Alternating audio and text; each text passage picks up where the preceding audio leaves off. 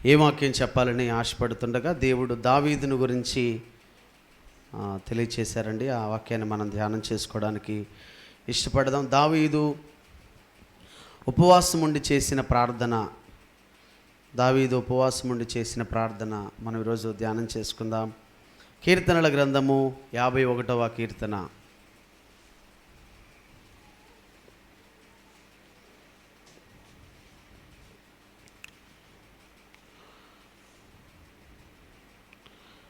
చదవగలిగిన వారు 51వ అధ్యాయం మొదటి నుండి చక్క చదివి సహాయం చేయండి. దేవా, నీ కృప చొప్పున నన్ను కరుణింపుము, నీ వాత్సల్య బాహుళ్యము చొప్పున నా అతిక్రమములను తుడిచివేయుము. నా దోషము పోవునట్లు నన్ను బాగుగా కడుగుము. నా పాపము పోవునట్లు నన్ను పవిత్రపరచుము. నా అతిక్రమములు నాకు తెలిసే ఉన్నవి, నా పాపమెల్లప్పుడు నా ఎదుటనున్నది. నీకే విరోధముగా నేను పాపము చేసి ఉన్నాను. నీ దృష్టి ఎదుట నేను చెడుతనము చేసి ఉన్నాను. కావున ఆజ్ఞ ఇచ్చినప్పుడు నీవు నీతిమంతుడువుగా అగపడుదువు. హల్లెలూయా, హల్లెలూయా. దేవుని సంగమా, దేవుని పిల్లలారా, దావీదు యొక్క జీవితం మనందరికీ తెలుసు. దావీదు తృణీకరించబడిన వాడు. మరి యెషయి కుమారులలో యెషయి దావీదుని ఒక గొర్రెల కాపరిగా మార్చివేసిన సందర్భాలు మనం చూస్తూ ఉన్నాం. అయితే దేవుని బిడ్డలారా, దావీదు బాల్యము నుంచి కూడా దేవుని యందలి చాలా భయభక్తులు కలిగిన వాడు.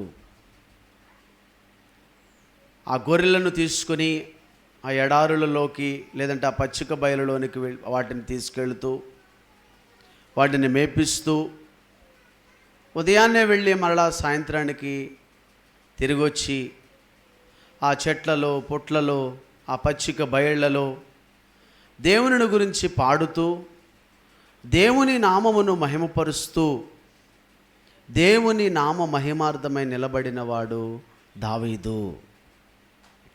అయితే దేవుని పిల్లలారా, దావీదు రాజైన తరువాత పాపము చేయడానికి ఇష్టపడ్డాడండి.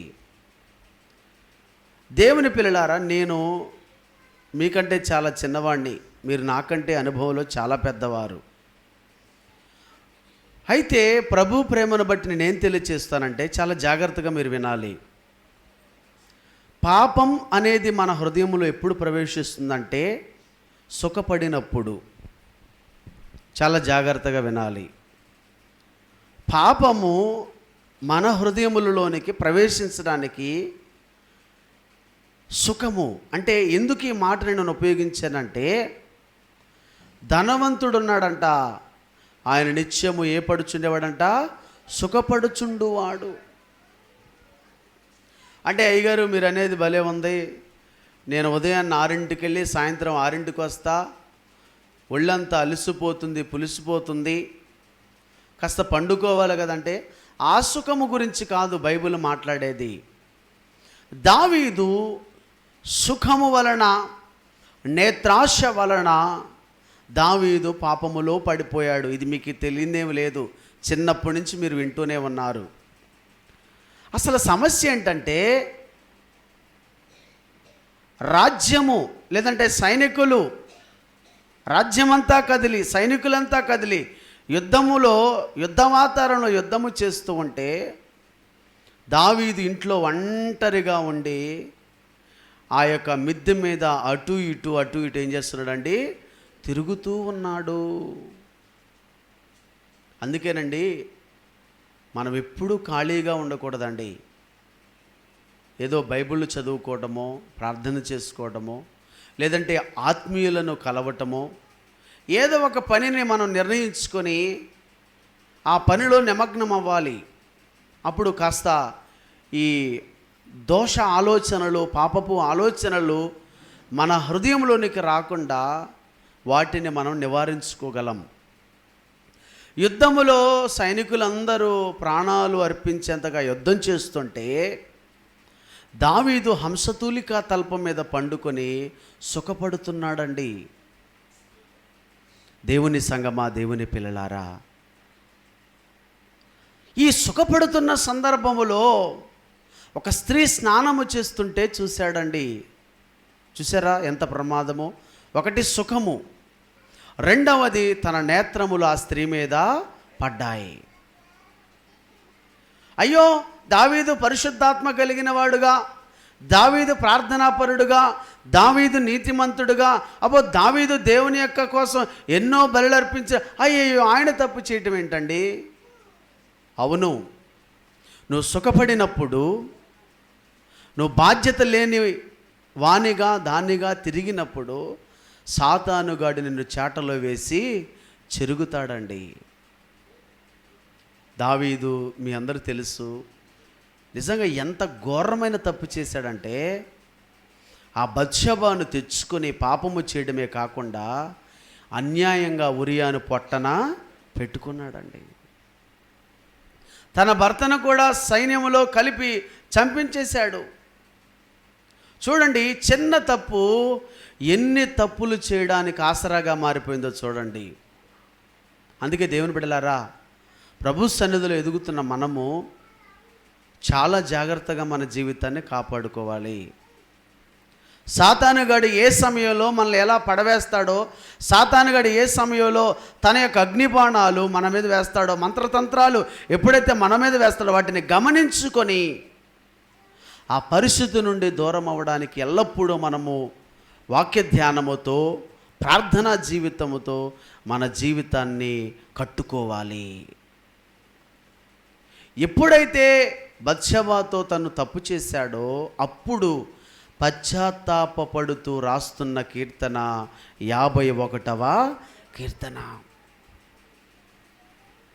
ఈ 51వ కీర్తన నేను ఎందుకు మీకు చెప్తున్నానంటే, ఆయన ఉపవాసముండి రాసిన కీర్తన, దుఃఖముతో రాసిన కీర్తన, మానసికంగా కృంగిపోయి రాసిన కీర్తన. అయ్యో, నేను దేవునికి దూరమైపోయానేమోనని తన ఆత్మలో దావీదు దుఃఖపడుతూ రాస్తున్న కీర్తన 51వ కీర్తన. దేవుని పిల్లలారా, ఆలోచన చేద్దాం. మరి ఈరోజు మనం ఉపవాసం ఉన్నాం కదా, దావీదులాగా మనం పశ్చాత్తాపపడడానికి ఇష్టపడాలి. హల్లెలూయా, హల్లెలూయా. ఆయన ఏమంటాడు దేవుని బిడ్డలారా? 4వ వచనంలో, నీకు కేవలము నీకే విరోధముగా నేను నీ దృష్టి ఎదుట నేను చెడుతనము కావున ఆజ్ఞ ఇచ్చినప్పుడు నీవు నీతిమంతుడుగా అగపడదు. బత్షెబాకి అన్యాయం చేసిన నా అల్లా ఏమన్నాడు? నీకు నీకే విరోధముగా నేను పాపము చేసి ఉన్నాను. కాబట్టి దేవుని పిల్లలారా, ఆలోచన చేద్దాం. దేవునికి వ్యతిరేకమైన తప్పులు చేస్తుంటే ఇప్పుడే వాటిని ఒప్పుకోండి అమ్మా. ఏమైనా తప్పులు చేస్తుంటే ఇప్పుడే ఒప్పుకోండి ప్రభు సన్నిధిలో. ఎందుకు ఈ మాట చెప్తున్నానో తెలుసా? నీ తప్పులు ఒకవేళ నీ పిల్లల మీదకి వస్తే, నువ్వు చేసే ఘోరమైన కార్యాలు నీ పిల్లలకు చుట్టుకుంటే, మనల్ని బట్టి మన పిల్లలు ఏమైపోతారండి? అన్యాయం అయిపోతారండి. మీకు చిన్న మాట చెప్పనా?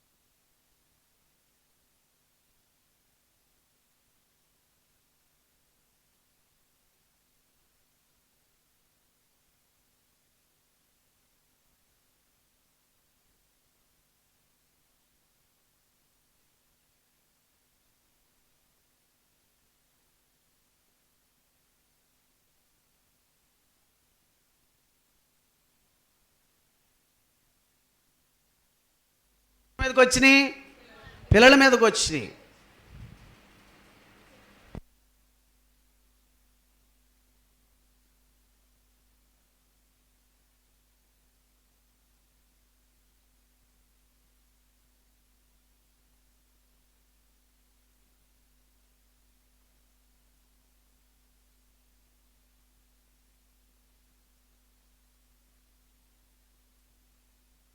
దేవుని బిడ్డలారా,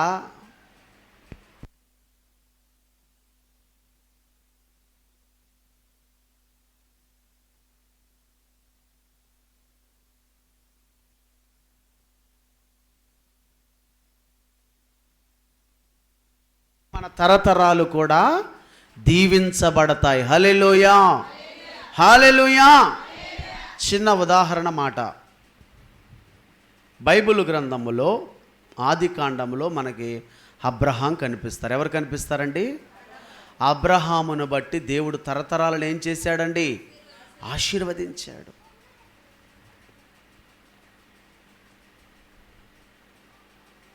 కాబట్టి దేవుని పిల్లలారా, ఆలోచన చేద్దాం.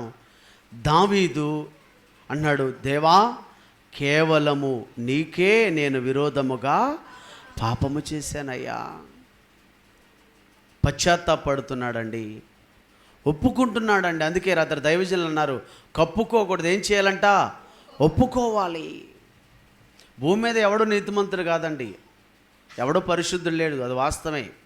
ఎందుకంటే ఇది పాప శరీరము కాబట్టి పాపము మన మీద ఎల్లప్పుడూ ఏలుబడి చేస్తుంటుంది. అంత మాత్రమే చేత పాపులుగా అనీతిమంతులుగా బతకాలని ఏమీ లేదు. వాటితో పోరాటము చేస్తూ మన నీతిని పరిశుద్ధతను మనము కాపాడుకోవాలి. హల్లెలూయా. అందుకే దైవజనులు యేసన్న గారు ఒక పాట రాశారు, ఏంటి? పోరాటం, ఆత్మీయ పోరాటం, చివరి శ్వాస వరకు ఈ పోరాటం ఆగదు, సాగిపోవుచున్నాను సిలువను మోసుకొని నా గమ్యస్థానానికి, సిలువను మోసుకొని నా గమ్యస్థానానికి. పోరాటం, ఆత్మీయ పోరాటం, చివరి శ్వాస వరకు ఈ పోరాటం ఆగదు. ఎప్పటి వరకు అంటే ఈ పోరాటం? నువ్వు చనిపోయేటప్పుడు కూడా వస్తాయి శోధనలు, నీకు తెలుసా? కాబట్టి జీవిత కాల పర్యంతము వరకు నువ్వు ఈ లోకంలో కళ్ళు మూసుకునేంత వరకు, అంటే నువ్వు దేవుని బిడ్డలారా ప్రభువులో ఆ యొక్క చనిపోయేంత వరకు శోధనలు నిన్ను వెంబడిస్తూనే ఉంటాయి.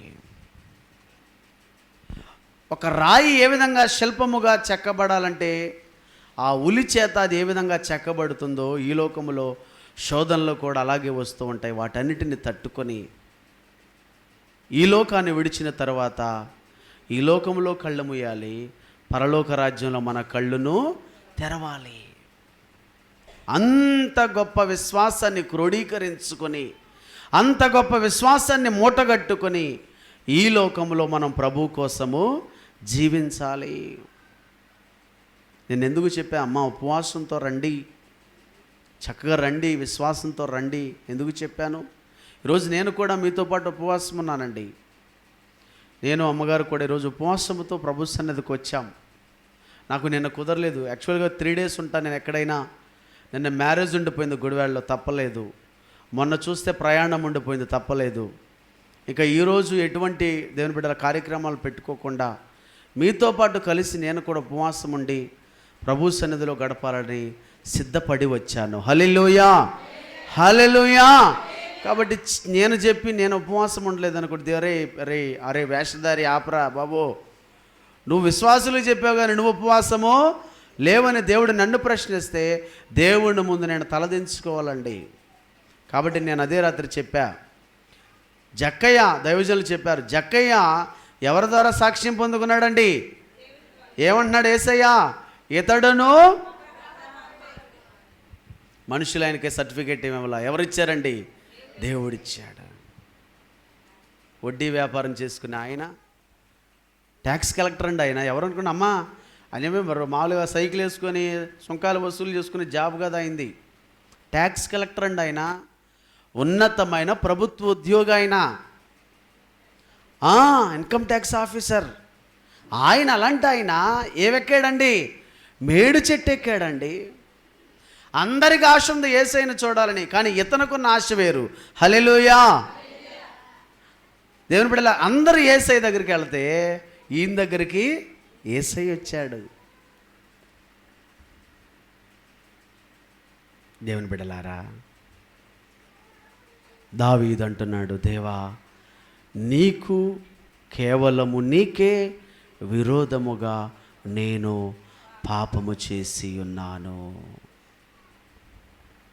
కాబట్టి మనం ఏదైనా చిన్న తప్పు, ఇప్పుడు భర్త ఎడల అన్యాయంగా నడుస్తున్నాం, భార్య ఎడల అన్యాయంగా నడుస్తున్నావు, మనం అనుకుంటాం నా భర్తకు అన్యాయం చేశాను, భార్యకు అన్యాయం చేసామని మనం అనుకుంటాం. కానీ ఇది కాదండి, నువ్వు ఎవరికి అన్యాయం చేస్తున్నావండి? దేవునికి అన్యాయం చేస్తున్నావు. జ్ఞాపకం చేసుకో. ఈ లోకములో నీ భర్తను నువ్వు పరిపూర్ణంగా ప్రేమిస్తేనే నువ్వు పరిపూర్ణంగా దేవుణ్ణి ప్రేమించినట్లు. ఈ లోకములో నీ భార్యను నువ్వు పరిపూర్ణంగా ప్రేమిస్తేనే నువ్వు దేవుణ్ణి పరిపూర్ణంగా ప్రేమించినట్లు. నీ ప్రేమంతా నీ భార్యకే, నీ భార్య ప్రేమంతా భర్తకే.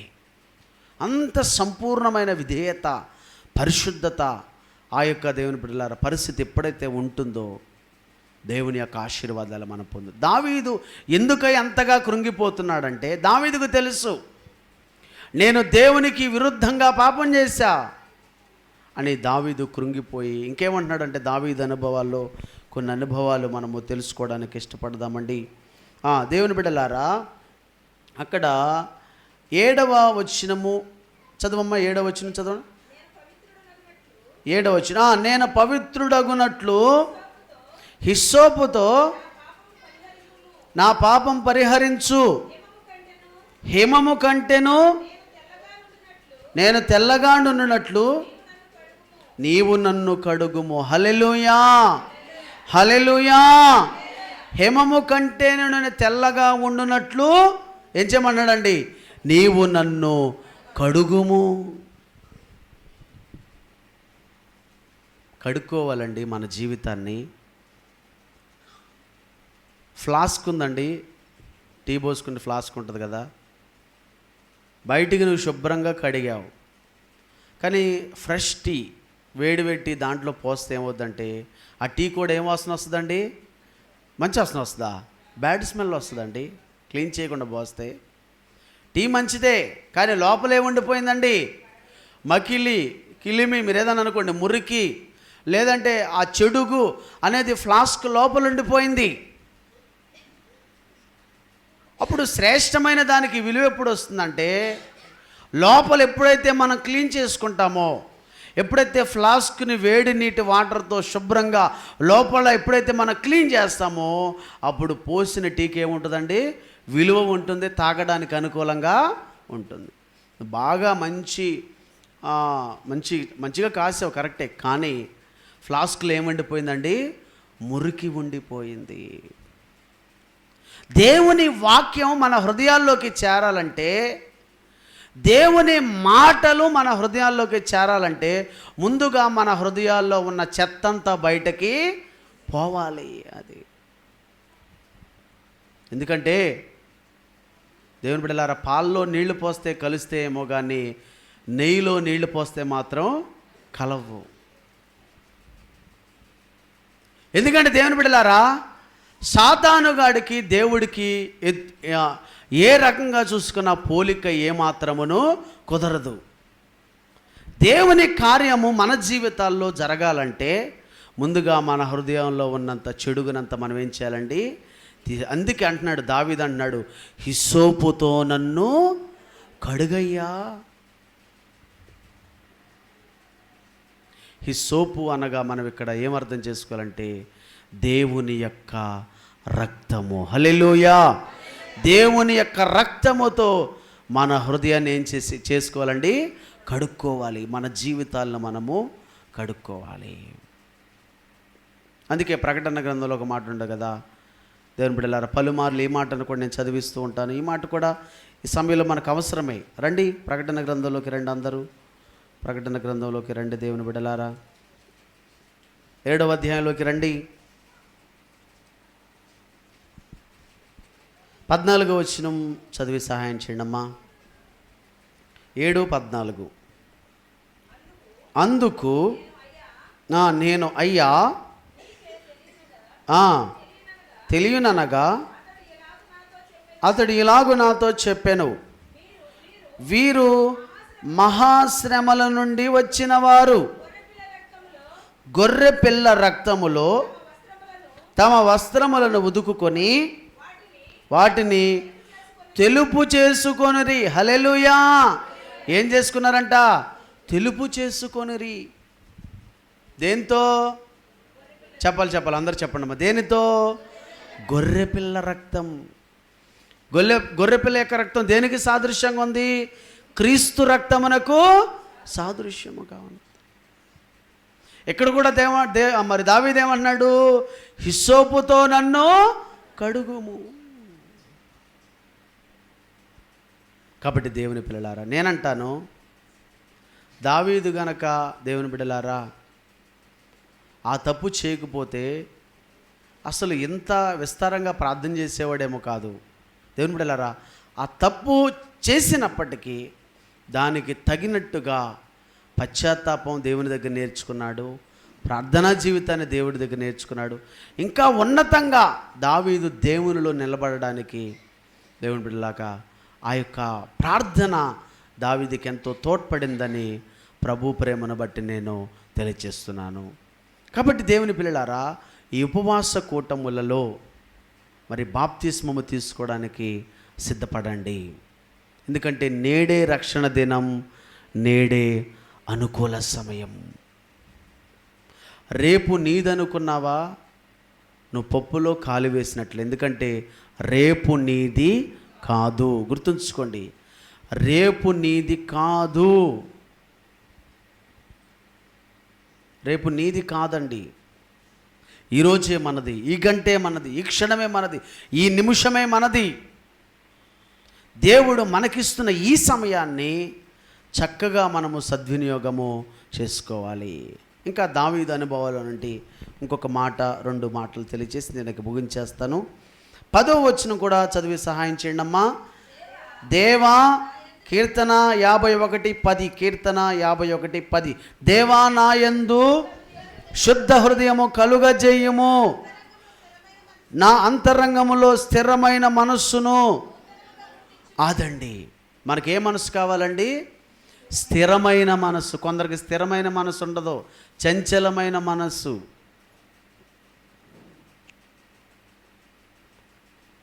చంచల మనస్సు మనము కలిగి ఉండకూడదు. ఏ మనసు ఉండాలి మనకి? స్థిరమైన మనస్సు. దావీదు మనస్సు చంచలమైన మనస్సు కాబట్టే దావీదు త్వరగా ఆ పాపములో పడిపోయాడు. దేవుని బిడ్డలారా, ఆలోచన చేద్దాం. ఈ లోకంలో నీకు స్థిరమైన మనస్సు ఉందా? స్థిరమైన మనసు అంటే అర్థం ఏంటి? దేవుని బిడ్డలారా, అంటే ఆ యొక్క బలహీన పడకుండా ఉండగలిగే శక్తిని నువ్వు సంపాదించుకున్నావా? సీరియల్స్ అంటే నీకు ఇష్టం, వాటిని మానవేయగలుగుతున్నావా? చంచలుడుగా ఉండకుండా చిచి వీడి జోళ్ళకి నేను వెళ్ళకూడదు అనే స్థిరమైన మనస్సు నీకుందా? లేదంటే నేను ఆ మాట ఆడకూడదు, నా మనసును స్థిరపరుచుకోవాలి అని నీ మనసును స్థిరపరుచుకోగలుగుతున్నావా? లేదంటే చిచి ఆ పని నేను చేయకూడదు అనే స్థిరమైన మనస్సు నీలో ఉందా? స్థిరమైన మనస్సు కోసం మనం ప్రయాసపడాలి. దావీదు చంచలుడైపోయి పాపం చేశాడు కాబట్టి దేవుని దగ్గర దావీదు ఏ మనసు అడుగుతున్నాడండి? స్థిరమైన మనస్సు. ఎలా అంటున్నాడు? నూతనముగా పుట్టించు. అయ్యా, నేను స్థిరమైన మనస్సు లేకపోవడం వలనే ఇంత శాపాన్ని మీద తెచ్చుకున్నానయ్యా. దేవా, ఈసారి మరలా అలాగా జరగకూడదు. నాకు స్థిరమైన మనస్సును నూతనముగా పుట్టించు. స్థిరమైన మనసు కోసం మనం ఈ ఉపవాస ప్రార్థనలో ప్రార్థన చేయాలి. ఆఖరిగా దేవుని బిడ్డలారా, ఇదే 51వ కీర్తనలో మరొక మాటను కూడా తెలియచేస్తూ 11వ వచనం, నీ సన్నిధిలో నుండి నన్ను త్రోసివేయకుము, నీ పరిశుద్ధాత్మను నా యొద్ద నుండి, నీ రక్షణ ఆనందము నాకు మరలా సమ్మతి గల మనస్సు కలుగజేసి నన్ను దృఢపరచుము. హల్లెలూయా, హల్లెలూయా. నీ సన్నిధిలో నుండి నన్ను త్రోసివేయకుము. నీ పరిశుద్ధాత్మను నా యొద్ద నుండి తీసివేయకుము.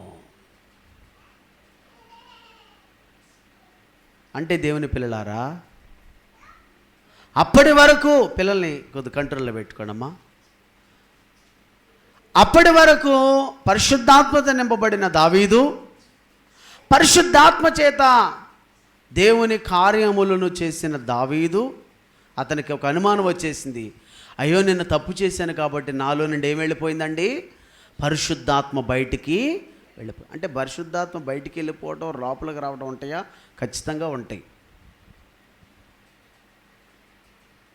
ఉంటాయండి. ఎందుకంటే చిన్న ఉదాహరణ మీకు చెప్తానండి. దేవుని కార్యాలను జరిగించిన సౌలు మహారాజు సాతాను శక్తిని ఆశ్రయించాడండి. సోదే గత్తెదాని దగ్గరికి వెళ్ళి, లేదంటే సోది చెప్పే ఆ స్త్రీ దగ్గరికి వెళ్ళి సమూయేలు ఆత్మను బయటికి తీసుకురమ్మంటాడు. చూడండి, దేవుని శక్తి మీద ఆధారపడవలసిన సౌలు మహారాజు ఏ శక్తి మీద ఆధారపడ్డాడు? ఆ సోదే లేదంటే మంత్రశక్తుల మీద, దయ్యపు శక్తుల మీద ఆధారపడుతూ ఉన్నాడండి. అంటే కారణం ఒకటే, సౌలులో ఉండే పరిశుద్ధాత్మ శక్తి ఇప్పుడు ఎక్కడికి వెళ్ళిపోయిందండి? బయటకి వెళ్ళిపోయింది. కాబట్టి దేవుని పిల్లలారా, పరిశుద్ధాత్మ శక్తి ఉన్నప్పుడు ఏమొద్దు తెలుసా? ప్రతి చిన్న తప్పును కూడా దేవుడు నీకు తెలియచేస్తాడండి. నిన్ను కాలు జారిపోకుండా పరిశుద్ధాత్మ దేవుడు ఎప్పుడు నీ దక్షిణ హస్తాన్ని ఆయన నీకు తోడుగా ఉంచుతాడండి. కాబట్టి దేవుని పిల్లలారా, నేను ముగింపులోకి వస్తున్నాను. దావీదు అనుభవంలోకి మనము రావాలి.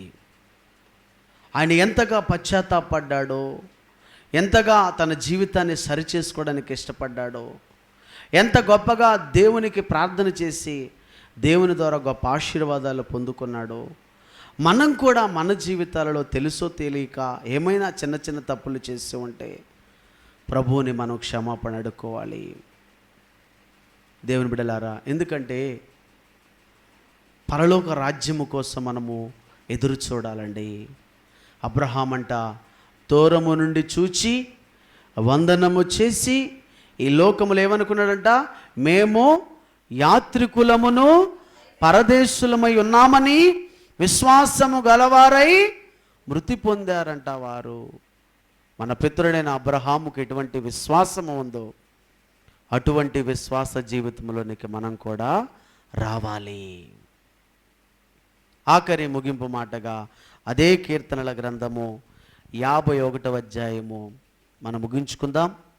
దేవుని బిడ్డలారా, 51వ అధ్యాయము 17వ వచనమును చదివి సహాయం చేయండి. 17వ వచనం, విరిగిన మనస్సే దేవునికి ఇష్టమైన బలులు, దేవా విరిగి నలిగిన హృదయమును నీవు అలక్ష్యము చేయవు. హల్లెలూయా, హల్లెలూయా. మనకే మనస్సు ఉండాలంట? విరిగి నలిగిన మనస్సు. విరిగి నలిగిన అంటే కునీపురలాగా ఉండమని కాదు, వాళ్ళు అట్ట అనుకునేవాళ్ళు. వందనాలు గారండి, విరిగి నలిగిన మనసు అంటే అది కాదండి. కునీపురలాగా ఉండమని కాదు, సోమరులాగా వందనాలు అది కాదు. విరిగి నలిగిన హృదయం అంటే ఆత్మలో దీనత్వం. హల్లెలూయా, హల్లెలూయా. దేవుని విషయంలో తగ్గింపు, దేవుని కార్యాల విషయంలో దేవుని బిడ్డలారా, ఎప్పుడైతే నువ్వు ఆ తగ్గింపు గుణాన్ని కలిగి ఉంటావో అది విరిగి నలిగిన మనసు అంటే. కొందరు వందనాలు అయ్యారండి. అది కాదండి. అంటే విరిగి నలిగిన మనసు అంటే అలా కాదు. విరిగి నలిగిన హృదయమును నీవు అలక్ష్యము చేయవంటే అర్థం ఏంటంటే దేవుని విషయంలో ఎల్లప్పుడూ పశ్చాత్తాపపడుచు దేవుని విషయంలో ప్రేమ కలిగి ఎప్పుడైతే జీవిస్తావో అది విరిగి నలిగిన మనస్సు. చిన్న ఉదాహరణ చెప్పిన దాని గురించి. ఒక స్త్రీ ఒకరోజు యేసయ్య సీమోను ఇంట్లో ఉన్నాడని తెలుసుకొని అత్తరు బుడ్డి తీసుకెళ్ళి దానిని పగలగొట్టి యేసయ్య పాదాలకు పోసింది. తన కన్నీళ్లతో యేసయ్య పాదాలను తడిపింది, తల వెంట్రుకలతో ఆయన పాదములను. అది విరిగి నలిగిన హృదయం అంటే. ఏమండి, స్త్రీకి తల వెంట్రుకలంటే ఎంత ఇష్టమో. ఒక ఆవిడ, అయ్యా తల ఊడిపోతుంది ప్రార్థన చేయండి అంది. ఏం ప్రార్థన అంట? తల ఊడిపోతుంది అయ్యా ప్రార్థన చేయండి అయ్యా. తప్పులేదులేండి, మరి స్త్రీలకు అదే కదా ప్రాముఖ్యం. మరి స్త్రీలు అంత విలువగా భావించే ఆ తల వెంట్రుకలతో యేసయ్య పాదాలను తుడిచిందండి. అందుకే చరిత్రలో నిలిచిపోయిందండి ఆవిడ. విరిగి నలిగిన హృదయం అంటే నీరసంగా ఉండమని కాదు, సోమరుల్లాగా ఉండమని కాదు. విరిగి నలిగిన హృదయం అంటే అనారోగ్యంతో ఉండమని కాదు. విరిగి నలిగిన హృదయం అంటే ఇంకొకరిలో మనం చూస్తాం, తల్లి అయిన మరియా. హల్లెలూయా, హల్లెలూయా. దయాప్రాప్తురాల నీకు శుభము. ఆవిడంటుంది, అమ్మా మరియా గర్భమున కుమారుడు పుడతాడమ్మా, ఆయన ప్రభువైన యేసుక్రీస్తమ్మా, ఆయన లోకాన్ని రక్షిస్తాడమ్మా అని చెప్పినప్పుడు నేను పురుషుని ఎరుగని దాననే. ఇది ఎలా జరుగుతుంది? తన పరిశుద్ధతను చాటు చెప్తుందండి ఆవిడ. అమ్మా నువ్వు కొన్ని కష్టాలు అనుభవించాలి, కొంత దుఃఖాన్ని అనుభవించాలి, ఈ లోకరక్షకుని అందించడానికి కొంత నువ్వు శ్రమలను అనుభవించాలమ్మా. అంటే ఇదిగో ప్రభు దాసురాలను నీ మాట చొప్పున నాకు జరుగునుగాక. హల్లెలూయా, హల్లెలూయా. లోకరక్షకుని లోకానికి అందించడానికి విరిగి నలిగిన హృదయాన్ని కలిగి ఉంది తల్లి అయిన మరియా. అది విరిగి నలిగిన హృదయం. పరిశుద్ధతలో విరిగి నలిగిన హృదయం, తగ్గింపులో విరిగి నలిగిన హృదయం, ప్రార్థనా జీవితంలో విరిగి నలిగిన హృదయం, ప్రేమించే విషయంలో విరిగి నలిగిన హృదయం, శత్రువులను ప్రేమించే విషయంలో విరిగి నలిగిన హృదయం, సమాధాన పడే విషయంలో విరిగి నలిగిన హృదయం, దేవుని కార్యాల విషయంలో విరిగి నలిగిన హృదయం. అవి ఉంటే దేవుని బిడ్డలారా దేవుని యొక్క ఆశీర్వాదాలు మనం పొందుకోవడానికి అవకాశము ఉంటుంది. హల్లెలూయా, హల్లెలూయా.